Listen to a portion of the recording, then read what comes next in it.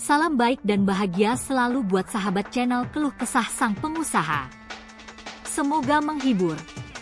Yuk kita mulai keluh kesahnya sang pengusaha. Di sebuah desa kecil di Jawa Tengah, di tengah panorama perbukitan yang subur, tinggal seorang petani bernama Pak Arif. Sejak masa mudanya, Pak Arif sudah terbiasa dengan kehidupan bertani. Ia mengolah lahan miliknya yang tidak terlalu luas dengan penuh semangat. Jagung, salah satu komoditas pertanian yang menjadi andalan, menjadi sumber penghidupan utama bagi keluarganya. Tetapi beberapa tahun terakhir, hidupnya sebagai petani semakin sulit. Penyebabnya bukan hanya karena musim yang tidak menentu, tetapi juga karena kebijakan pemerintah yang sering berubah tanpa memberi kepastian bagi petani. Pencapaian yang dikecewakan. Pak Arif mulai merasa bahwa upayanya selama ini untuk menanam jagung tidak lagi menghasilkan seperti yang diharapkan. Tahun demi tahun, ia bekerja keras, mengolah tanah, menanam benih jagung, menyiram, memupuk, dan merawat tanaman dengan hati-hati. Namun, harga jagung yang terus-menerus jatuh membuat Pak Arif merasa sia-sia. Bahkan, ia merasa seolah-olah usahanya tidak dihargai. Pada awalnya, pemerintah menjanjikan harga jual yang stabil. Tetapi, kenyataannya sangat berbeda. Pak Arif tidak bisa memahami mengapa harga jagung di pasaran terus merosot, sementara biaya produksinya terus melonjak. Biaya pupuk yang semakin mahal, alat pertanian yang rusak dan sulit diperbaiki, serta upah pekerja yang semakin tinggi, membuat pendapatan Pak Arif semakin tidak mencukupi. Permainan harga jagung. Salah satu masalah terbesar yang dihadapi Pak Arif adalah harga jagung yang ditentukan oleh pihak-pihak tertentu yang seringkali tidak berhubungan langsung dengan petani. Harga jagung yang sudah jatuh ternyata tidak sesuai dengan biaya produksi. Petani yang sudah bertani dengan jerih payah terpaksa menjual jagung mereka dengan harga yang lebih rendah dari biaya produksinya. Pak Arif mulai mengetahui bahwa harga jagung ini dikendalikan oleh beberapa perusahaan besar yang sudah bekerja sama dengan pemerintah. Pemerintah seolah-olah hanya menjadi mediator yang tidak memberikan solusi nyata bagi petani kecil. Seringkali, para petani seperti Pak Arif merasa terjebak, tidak memiliki pilihan lain selain menjual hasil panen mereka dengan harga yang tidak adil. Keputusan pemerintah yang merugikan petani. Pak Arif dan banyak petani lainnya juga merasa frustasi dengan kebijakan pemerintah yang sering berubah-ubah. Terkadang, pemerintah menetapkan harga pembelian jagung yang lebih tinggi dari pasar, namun kemudian harga tersebut diturunkan tanpa pemberitahuan sebelumnya. Pada titik tertentu, pemerintah malah memberikan izin impor jagung dari luar negeri yang membuat harga jagung lokal jatuh lebih dalam. Dulu, jagung bisa dijual dengan harga yang layak, Pak, kata Pak Arif kepada sesama petani di warung kopi desa. Sekarang, saya harus jual di bawah harga modal. Tidak ada yang peduli dengan kita. Pak Arif merasakan bagaimana perjuangan keras para petani seringkali tak dihargai. Terkadang, mereka merasa seolah-olah dijadikan alat untuk mencapai kepentingan para pengusaha besar dan pemerintah yang lebih mementingkan kepentingan ekonomi makro daripada kesejahteraan petani kecil seperti dirinya. Ketidakadilan yang dirasakan. Di satu sisi, Pak Arif memahami bahwa pemerintah memiliki tujuan besar untuk menjaga kestabilan pangan nasional, namun ia merasa kebijakan yang diterapkan terlalu mengabaikan dampak yang dirasakan petani. Keputusan impor jagung dari luar negeri, misalnya, membuat harga jagung lokal terus tertekan, sementara kualitas jagung impor jauh lebih rendah. Pak Arif dan teman-temannya semakin pesimis. Mereka merasa bahwa untuk mendapatkan harga yang pantas, mereka harus bergantung pada tengkulak yang membeli dengan harga murah, bahkan terkadang menahan jagung mereka hingga harga jatuh lebih rendah lagi. Kebijakan yang menambah beban. Beberapa bulan setelah keputusan impor jagung dari luar negeri diumumkan, Pak Arif dan petani lain mulai merasakan dampaknya secara langsung. Harga jagung di pasaran semakin jatuh, dan mereka pun terpaksa menjual hasil panen mereka dengan harga yang semakin tidak menguntungkan. Pak Arif merasa bahwa setiap kebijakan yang dikeluarkan oleh pemerintah lebih menguntungkan pihak yang lebih besar, bukan petani kecil sepertinya. Alih-alih memberikan perlindungan bagi petani lokal, pemerintah justru memberikan ruang bagi perusahaan besar dan jagung impor yang datang dari luar negeri. Di luar sana, ada banyak cerita serupa yang dialami oleh petani-petani kecil di Indonesia. Mereka tak mampu lagi menanggung beban, dan semakin banyak yang terpaksa menyerahkan tanahnya, beralih profesi, atau bahkan terjerat utang yang tak pernah terbayar. Perjuangan yang tidak pernah usai. Pak Arif merasa bahwa tidak ada solusi yang datang dari pemerintah. Ia dan petani lainnya selalu berada di posisi yang lebih lemah. Mereka bekerja keras di ladang, tetapi hasilnya hanya untuk menghidupi hari itu saja, tanpa ada peningkatan yang signifikan. Namun, meski demikian, Pak Arif tetap berjuang. Ia berusaha mencari cara untuk menyelamatkan hidupnya sebagai petani. Ia mulai bergabung dengan kelompok petani di desa-desa sekitar, mencoba mencari jalan keluar bersama-sama. Meskipun harapan semakin memudar, semangat Pak Arif untuk memperjuangkan hak-haknya sebagai petani tidak pernah padam. Pak Arif sudah cukup lelah dengan ketidakpastian yang terus-menerus datang menghantui hidupnya. Namun, meski demikian, semangatnya untuk bertahan hidup sebagai petani di Indonesia tidak pernah padam.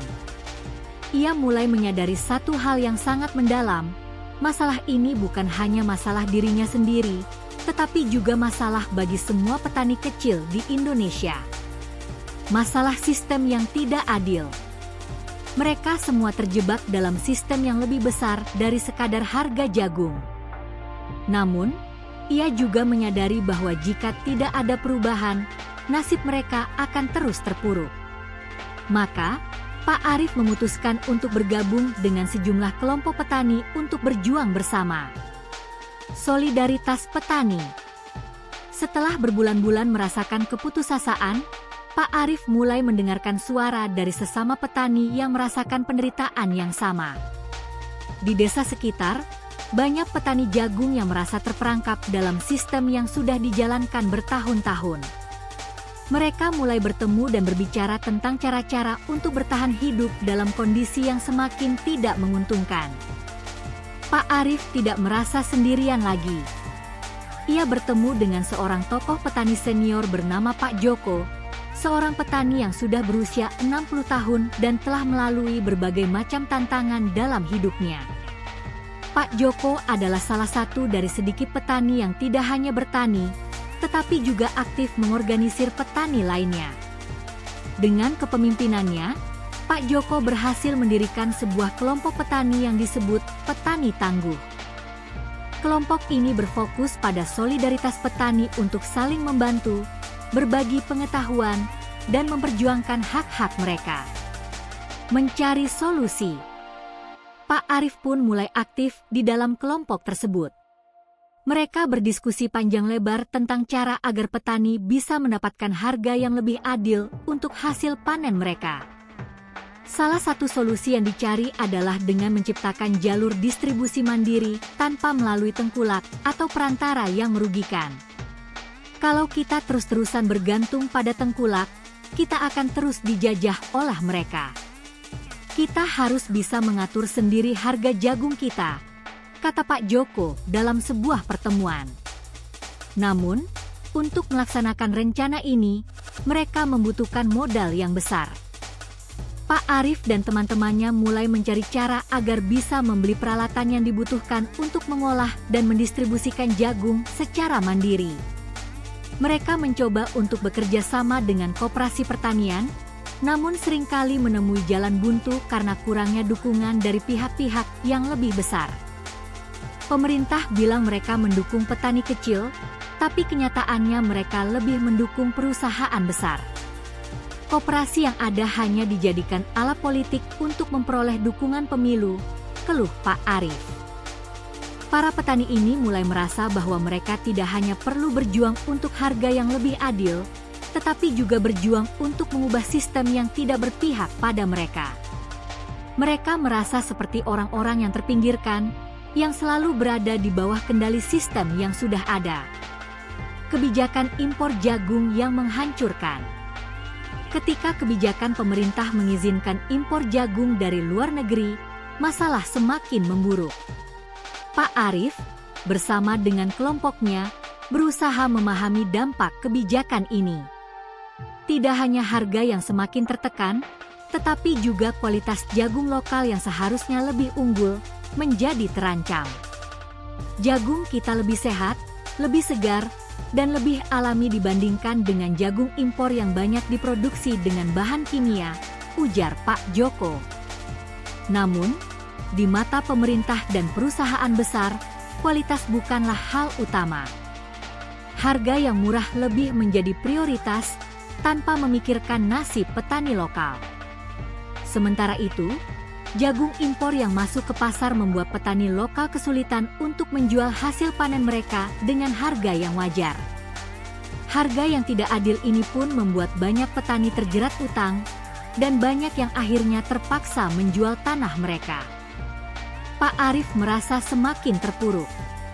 Ia menyaksikan teman-temannya yang dulu bertani dengan penuh semangat, kini hanya bisa menunduk lesu karena tidak bisa memenuhi kebutuhan sehari-hari.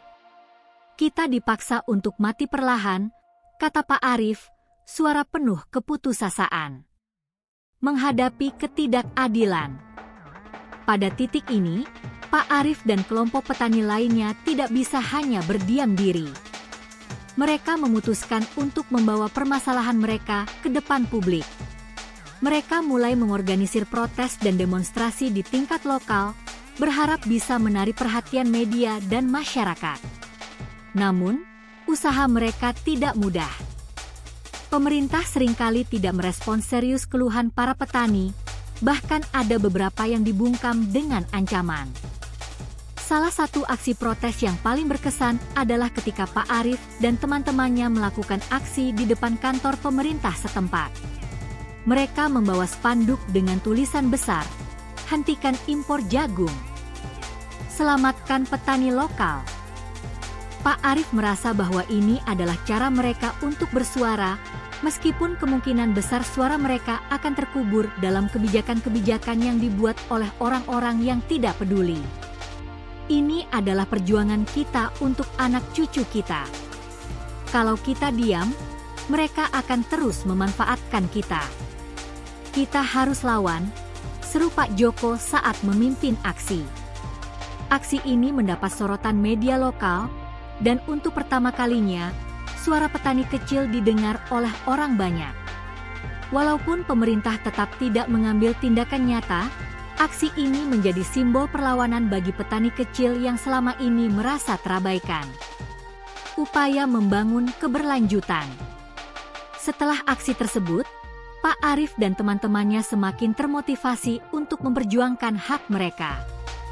Mereka mulai berfokus pada membangun keberlanjutan pertanian jagung dengan cara yang lebih mandiri. Mereka belajar untuk memperbaiki sistem distribusi mereka dengan menggandeng jaringan pasar lokal yang lebih kecil, yang lebih memperhatikan hasil pertanian lokal. Pak Arif juga mulai menggali lebih dalam tentang teknik-teknik pertanian yang lebih efisien dan ramah lingkungan. Ia mulai mengenalkan pertanian organik kepada kelompoknya, yang meskipun membutuhkan waktu dan biaya lebih, namun bisa memberikan hasil yang lebih baik dalam jangka panjang. Pak Arif percaya bahwa untuk keluar dari sistem yang tidak adil ini, mereka harus mengubah cara mereka bertani dan mendistribusikan hasil pertanian mereka. Ia yakin bahwa jika seluruh petani bersatu, mereka bisa mengubah cara pandang masyarakat terhadap pertanian lokal dan memberi dampak besar pada kebijakan pemerintah. Mencari harapan. Namun, di balik semua perjuangan dan rintangan yang mereka hadapi, Pak Arif tidak ingin kehilangan harapan. Ia tahu bahwa perubahan tidak akan datang dengan cepat, dan perjuangan mereka masih panjang. Tetapi yang terpenting, Ia merasa bahwa sekarang mereka sudah memiliki kekuatan bersama. Solidaritas yang terbentuk di antara petani-petani ini adalah langkah pertama untuk membawa perubahan. Perjuangan kita belum selesai, Pak. Tapi setidaknya kita tahu kita tidak sendirian, kata Pak Arief kepada Pak Joko suatu sore setelah pertemuan kelompok petani. Pak Arief dan teman-temannya terus berjuang, tidak hanya untuk memperbaiki kehidupan mereka, tetapi juga untuk memastikan bahwa generasi petani selanjutnya tidak akan menghadapi masalah yang sama. Mereka bertekad untuk bertahan, dan lebih dari itu, untuk membuktikan bahwa suara petani kecil layak didengar.